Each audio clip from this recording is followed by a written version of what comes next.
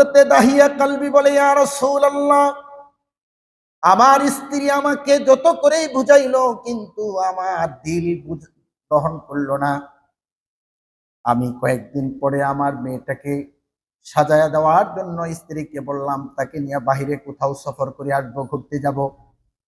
আমার স্ত্রী অত্যন্ত আনন্দের সাথে আমার মেয়েটাকে সুন্দর করে সাজিয়ে দিয়েছে। তার একটা আনন্দ ছিল, বাবা মেয়েকে দেখতেই পারতো না, এখন একটু বাহিরে ঘুরতে নিয়ে যাবে, এটা তো বড় আনন্দের। মেয়েটাকে সুন্দর করে সাজায় দেয়। আমি আমার মেয়েটাকে সাথে নিয়ে আরবের একটি পাহাড়ে অবস্থান গ্রহণ করি এবং আমার হাতে একটা খঞ্জর ছিল, তা দিয়া পাথরযুক্ত পাহাড়ে গর্ত খুঁড়তেছিলাম। আমার দাড়িতে বালি লাগতেছিল। আমার মেয়েটা আমার মুখের দাড়ি থেকে ধুলাবালিগুলো হাত দিয়া সরাইতেছিল আর বলতেছিল, আব্বু চলেন আম্মুর কাছে চলে যাই, কেন এত কষ্ট করতেছেন? আমার হৃদয়টা এত কঠোর ছিল, এত শক্ত ছিল, আমার পাথর মন তখন নরম হয়নি। আমি আমার মেয়েকে বললাম, একটু পরেই তুমি বুঝতে পারবে কেন আমি এমনটা করছি। এরপর গর্ত খোঁড়া যখন শেষ হলো, আমার মেয়েটাকে গর্তের নিকটে ডেকে আনলাম। তারপরে ধাক্কা মেরে গর্তের মধ্যে ফেলে দিয়া উপর থেকে বড় একটা পাথর নিয়ে তার বুক বরাবর, সিনা বরাবর নিক্ষেপ করলাম। পাথর পড়ার সাথে সাথে তার সিনাটা ফেটে ফিঙ্গি দিয়ে রক্তগুলো বের হচ্ছিল। মেয়েটা গর্তের মধ্যে পড়ে থেকে চিৎকার করে ডাকছিল, আব্বু আমাকে এভাবে মেরে ফেলো না, আমাকে বাঁচতে দাও। প্রয়োজনে আমি মানুষের কাছে তুমি যে আমার পিতা এই পরিচয়টা পর্যন্ত দিব না। হযরতে দাহিয়া কলবি বলে, ইয়া রাসূলুল্লাহ, জাহেলিয়াত আমাকে এতটা আচ্ছন্ন করেছিল, অন্ধ বানিয়েছিল, মেয়ের চিৎকার আমার কলিজা নরম করতে পারে নাই। আমি এভাবে জীবন্ত মেয়েটাকে পাথর মাটি চাপা দিয়ে চলে আসি।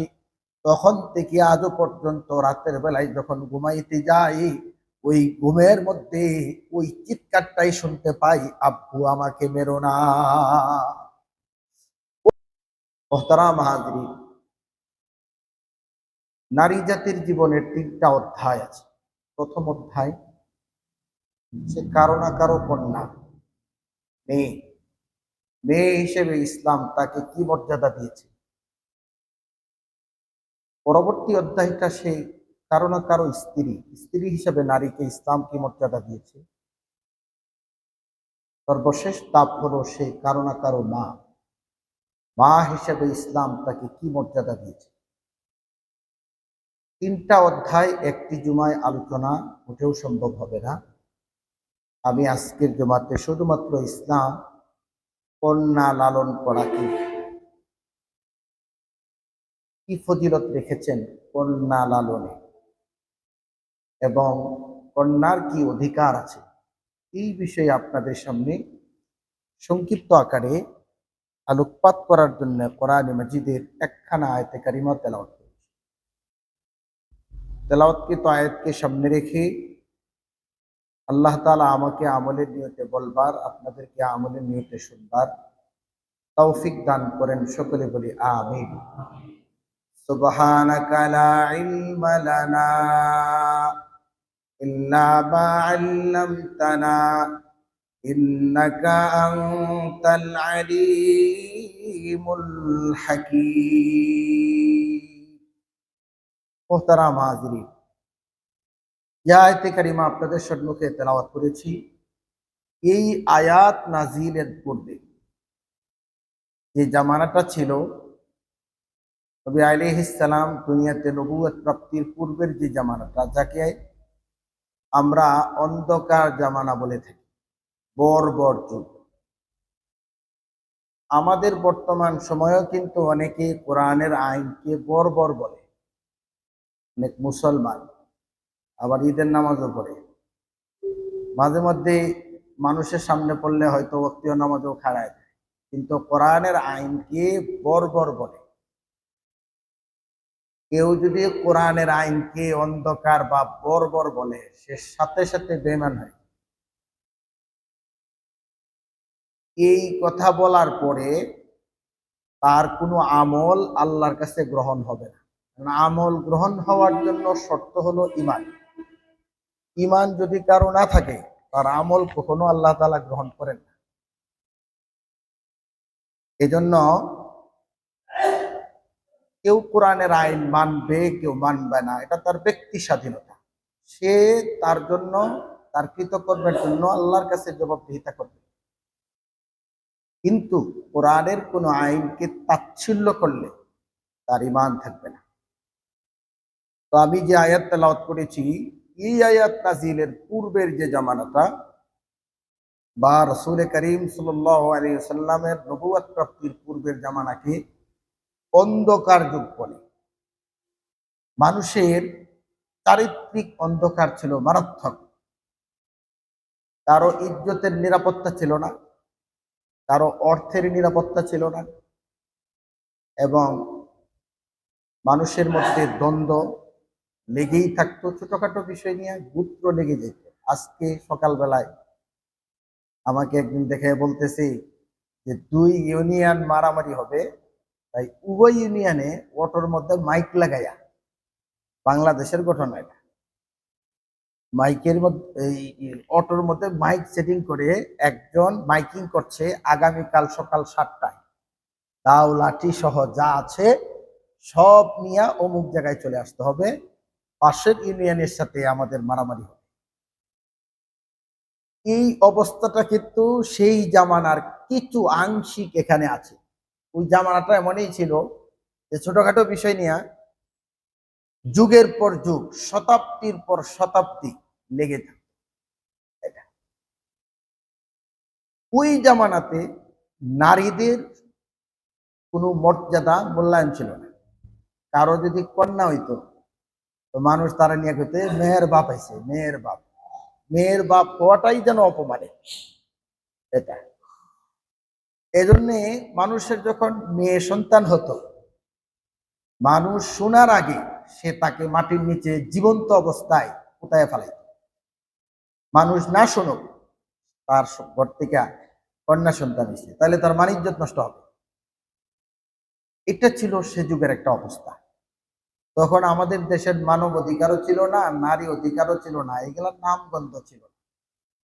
বর্তমানে তো আমাদের কিছু মা বোনকে ভুলভাল বুঝাইয়া ইসলাম সম্পর্কে দেখবেন, নারীর পর্দা সম্পর্কে, ইসলামের বিভিন্ন বিষয় সম্পর্কে রাস্তায় নামায়া বিভিন্ন নারীরা ইসলামকে কটূক্ত করে বক্তব্য দেয় এবং পরিচয় দেয় আমরা নারী অধিকার করি।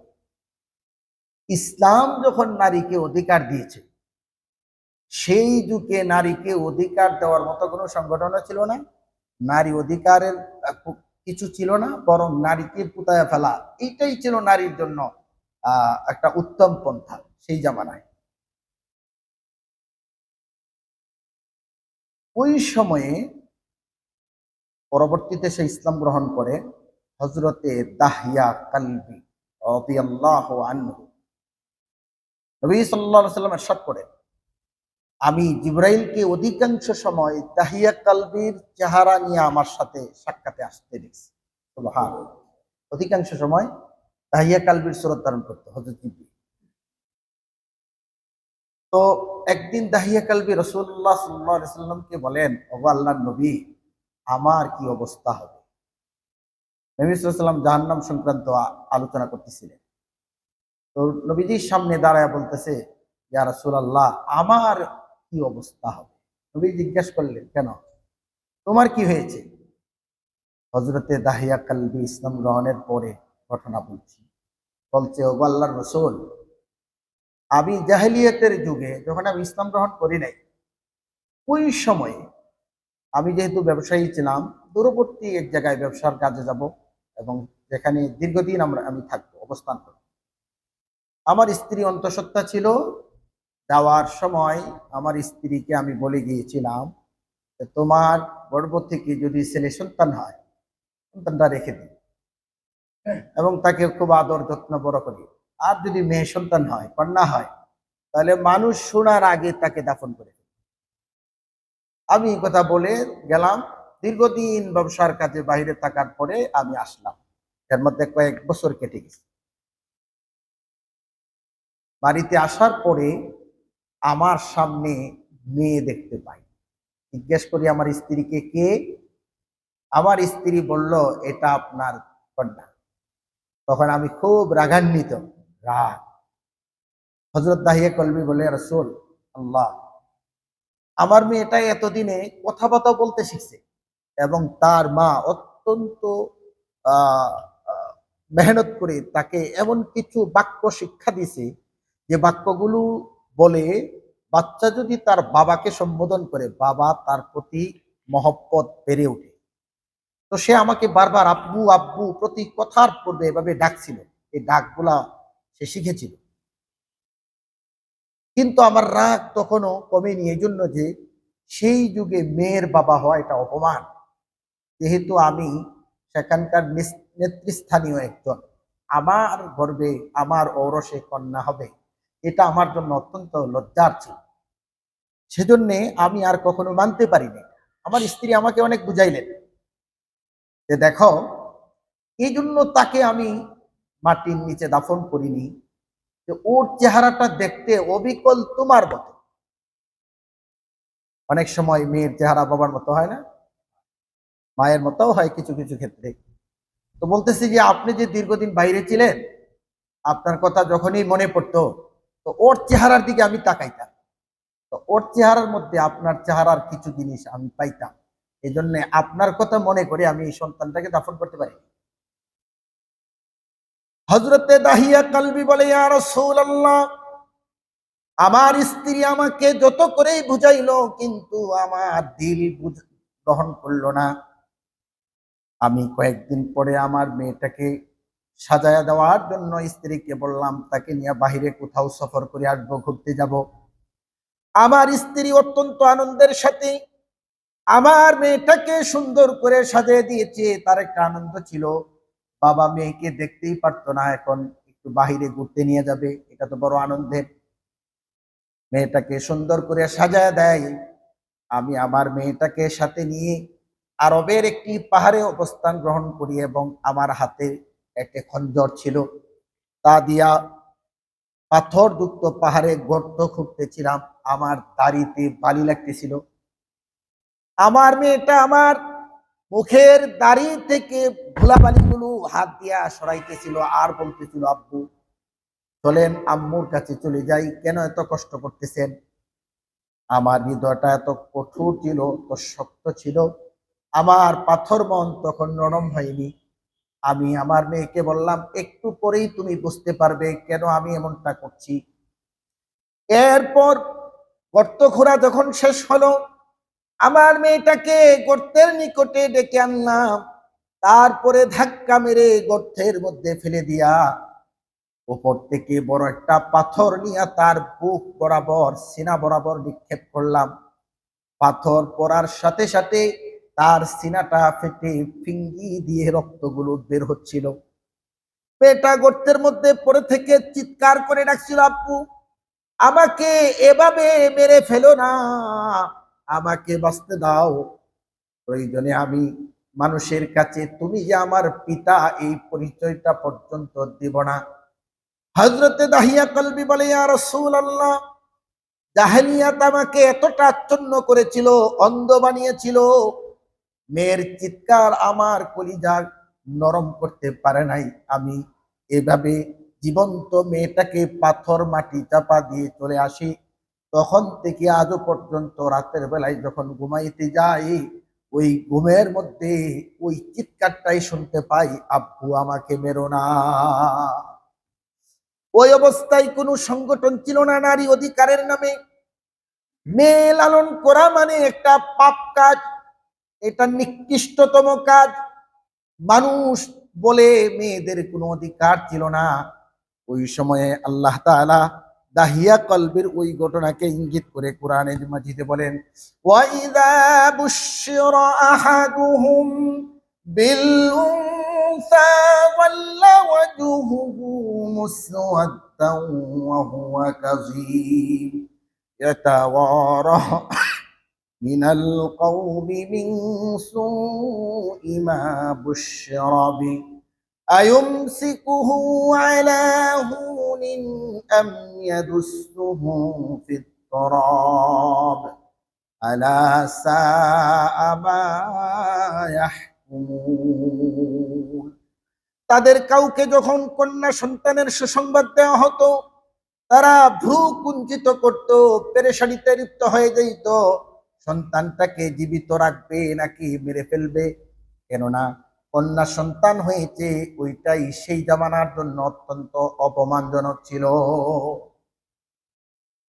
পাকিস্তানের একজন দাওয়াত ও তাবলীগের মুবাল্লিগ আল্লামা তারেক জামিল তিনার এক লিখনীতে লেখেন, বাইতুল্লাহর নিকটবর্তী একটি পাহাড় আছে, যে পাহাড়ের জীবন্ত 50-এর উপরে কন্যা সন্তানকে দাফন করার ইতিহাস রয়েছে।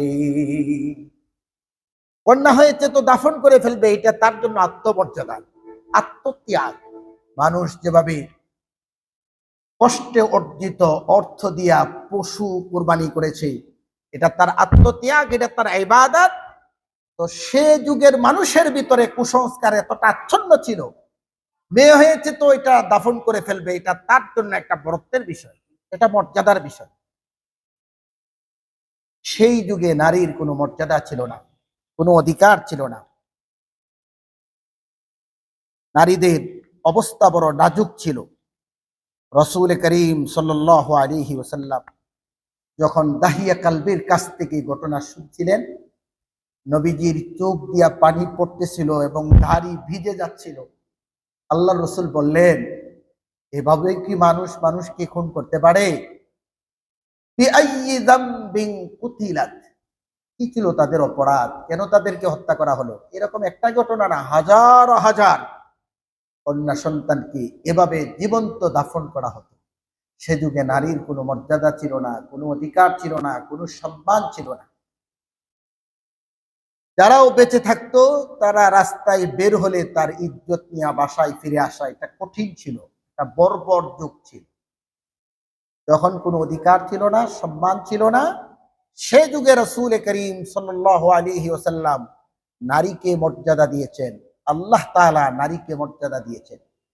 কোরআনে মাজিদে নারীর সম্মানের ব্যাপারে সে যুগের অন্ধকারের বিষয়ে আমি যে আয়াত পড়েছি, রাসূল করিম সাল্লাল্লাহু আলাইহি ওয়াসাল্লাম নারীদের ব্যাপারে বলতে গিয়ে দাহিয়া কালবির ঘটনা শোনার পরে নবী সাল্লাল্লাহু আলাইহি ওয়াসাল্লামকে এসে প্রশ্ন করেছিল, ওগো আল্লাহর রাসূল, আমি তো অন্যায়টা করেছিলাম অন্ধকার যুগে, যখন আমি বেঈমান ছিলাম, আমি ঈমান আনিনি, আমার মধ্যে দ্বীন ছিল না। নবী সাল্লাল্লাহু আলাইহি ওয়াসাল্লাম বলছিলেন, ইন্নাল ইসলামা ইয়াহদিমু মা কানা ক্বাবলাহ, ইসলাম পূর্বের যাবতীয় গুনাহকে মিটায় দেয়। সুবহানাল্লাহ।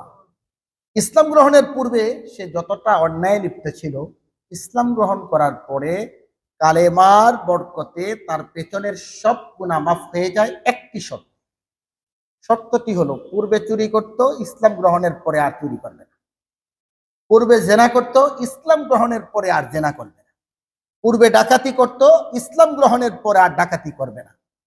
পূর্বে যে যে অন্যায় করত, এই অন্যায়গুলো ইসলাম গ্রহণ করার পরে করবে না। এই শর্তে তার কালেমার বরকতে পিছনের সব গুনাহকে আল্লাহ তাআলা মাফ করে দেন। সুবহানাল্লাহ।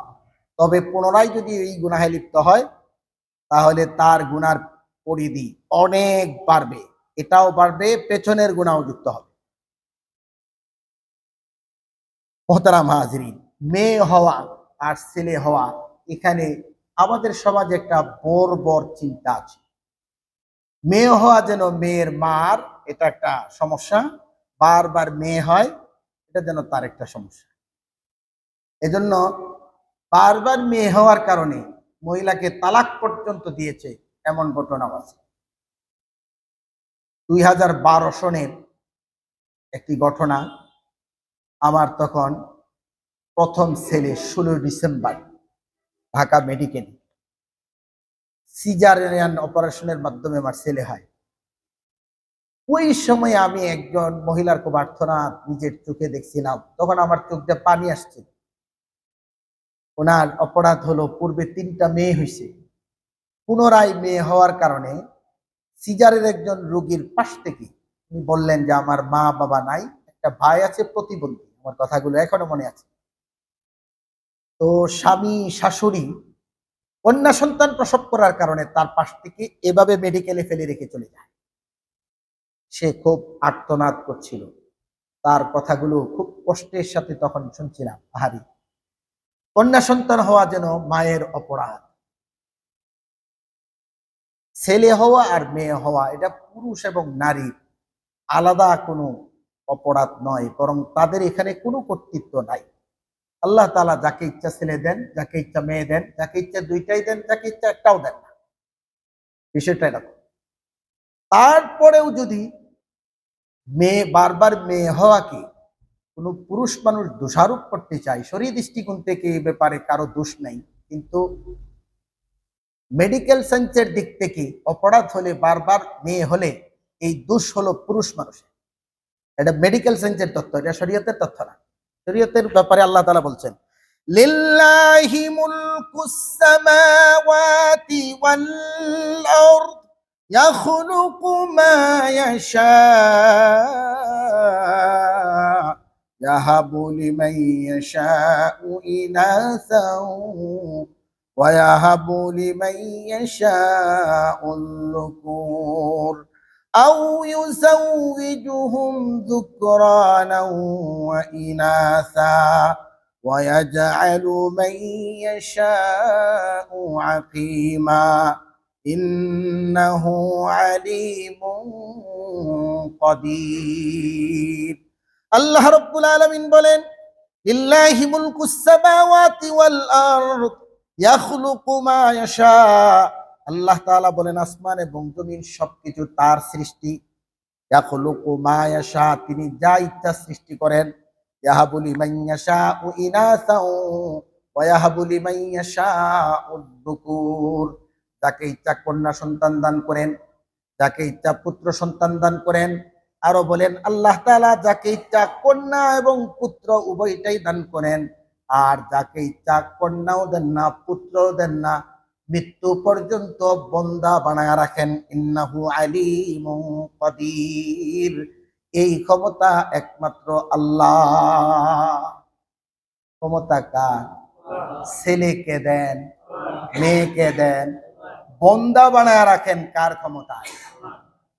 আমাকে একজন প্রশ্ন করলেন কয়েকদিন আগে, একজনের শুক্রাণু থেকে আরেকজনকে শুক্রাণু ধার দেওয়া যাবে কিনা?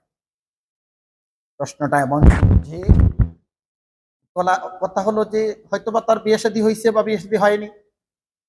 আমাদের পত্রিকায়ও দেখছি ঘটনা যে সিঙ্গেল মাদার, সিঙ্গেল মাদার বলতে আপনারা কি জানি না, মানে তার বিয়ে শাদী হয় নাই, এমনি মা হয়েছে। কিভাবে? এটা ভারতে নাকি চিকিৎসা বিজ্ঞানীদের একটা চালু হয়েছে, অন্যের শুক্রাণু, অন্য ভিন পুরুষের শুক্রাণু যেভাবে আপনারা গাভীকে শুক্রাণু দেন আর কি, গরম হয়ে যায়, সেম অবস্থায় বর্তমানে কিছু নারী সিঙ্গেল মাদার হচ্ছে, মানে বিয়ে শাদী করেন না, উনি ভিন পুরুষের শুক্র তার গর্ভে ধারণ করে সে মা হতে চায়। এটা বৈধ কিনা? না, এটা হারাম, এটা গুনাহ। এটার বংশ কার হবে বলেন? কার শুক্রাণু? প্রথমত তার সাথে বিবাহ শাদী নেই, দ্বিতীয়ত যার শুক্রাণু নিল এই সন্তানের বংশ থেকে আসবে, আরো অনেক বিষয় আছে। এই জন্য এটা মারাত্মক গুনাহের কাজ। মোহতারাম হাজিরিন, তো মেয়ে হওয়া ছেলে হওয়া এটা পুরুষেরও দোষ নয়, নারীরও দোষ নয়। আল্লাহ তাআলা যাকে ইচ্ছা মেয়ে দেন, যাকে ইচ্ছা ছেলে দেন। আপনারা কি মেয়ে হইলে রাগ করবেন? জোরে কর না। আমার 3টা মাদ্রাসা, একটা আমার নিজের জায়গায়, 2টা ভাড়া জায়গায়।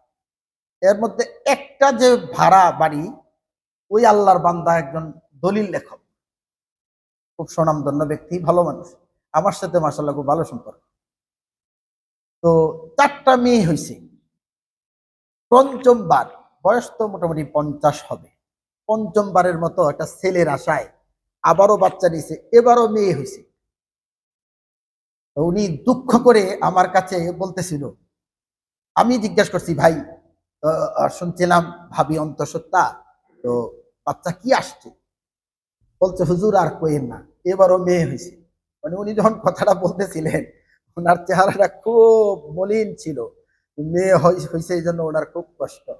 আমি বলছিলাম মেয়ে এবং ছেলে আল্লাহ তাআলা দান করেন, আল্লাহ যা দান করেন এর মধ্যে এই ব্যাপারে সবর করা, আল্লাহ আমাকে যা দান করেছেন এর মধ্যে কল্যাণ আছে। কথা বলেন ঠিক কিনা? মেয়ের মধ্যেও কল্যাণ থাকে, অনেক ছেলের মধ্যেও অকল্যাণের অভাব থাকে না। আবার ছেলের মধ্যেও কল্যাণ থাকে, মেয়ের মধ্যেও যথেষ্ট অকল্যাণ থাকে। এটা এই ক্ষেত্রে সম্পূর্ণ কিছু তার দোষেও হয় না, কিছু দোষ আমরা পিতামাতা যারা আমাদেরও আছে। কারণ সন্তানকে শিক্ষা দীক্ষা দেওয়া এইটার ক্ষেত্রে আমরা যথেষ্ট অনভিজ্ঞ। আমাদের একটা চিন্তা হলো আমার ছেলে যদি সচিব হয় তাহলে আমি প্রথম শ্রেণীর কর্মকর্তার বাবা, রাজাবাড়ি বাজারে আমার চাইতে বড় হেডমাল আর কেউ আছে নাকি? আপনাকে রাজাবাড়ির কথা তো আর কোরআন শরীফে নাই, আর এটা আমি বললাম আর কি, যে আমার ছেলে প্রথম শ্রেণীর কর্মকর্তা, একজন সচিব, উনি বুয়েটের অধ্যাপক প্রফেসর, আমার মেয়ে অমুক। এটা তার একটা হেডম না অহংকার, এটা তার কাছে অনেক কিছু, কিন্তু সব কিছু তার আছে, দিনের অভাব থাকার কারণে এগুলা বুয়েটের প্রফেসর হয়েছে, সচিব হয়েছে, এবং কোথায় জানি ইংল্যান্ডে নাকি কানাডার বড় পদে পদায়ন আছে। কিন্তু আপনারা কি মনে করেন এই যে কয়েকদিন আগে ভাইরাল হলো ঘটনাটা, মা 4-5 দিন আগে রুমের ভিতরে ময়রা শুকি লাগিয়েছে। এই ছেলে মেয়ে, মেয়ে পাশেই ছিল শুনছি, কিন্তু এই বুয়েটের প্রফেসর ছেলে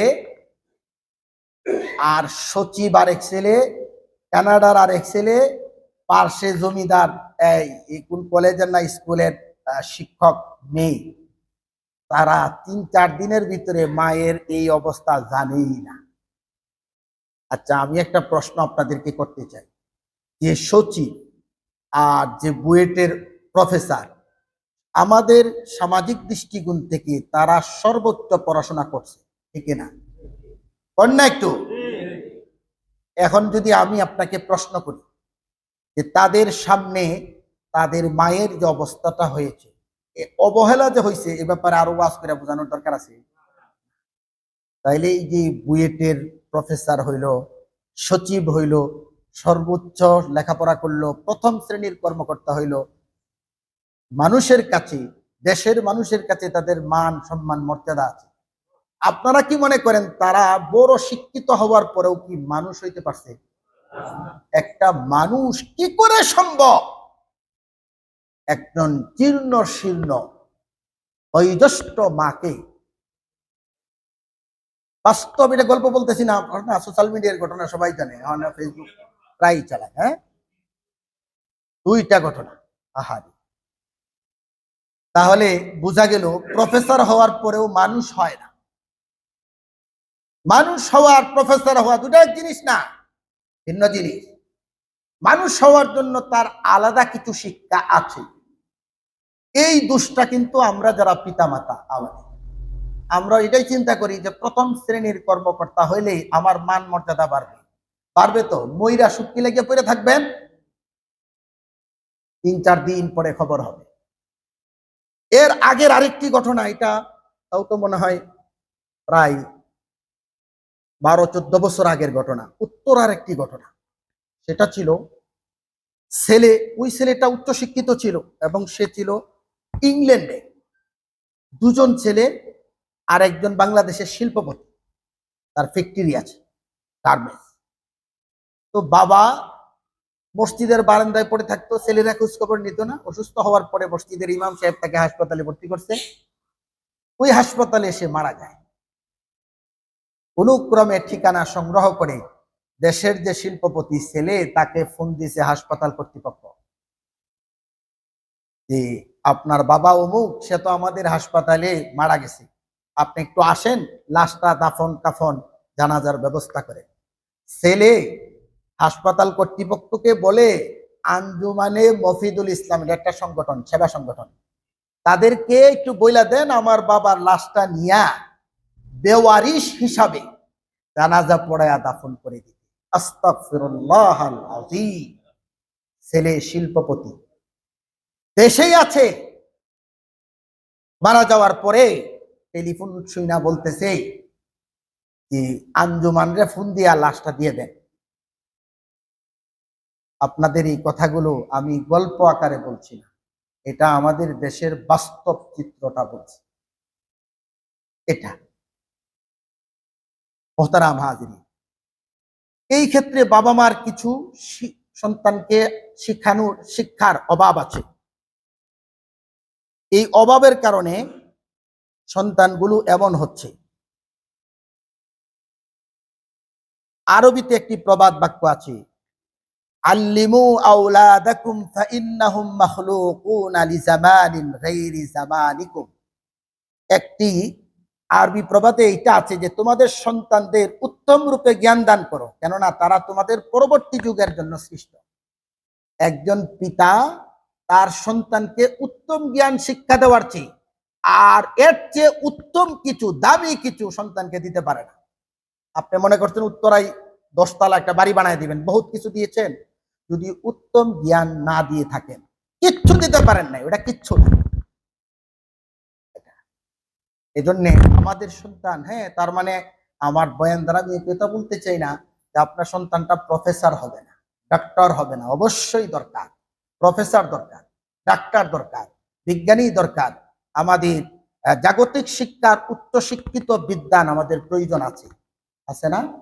আছে।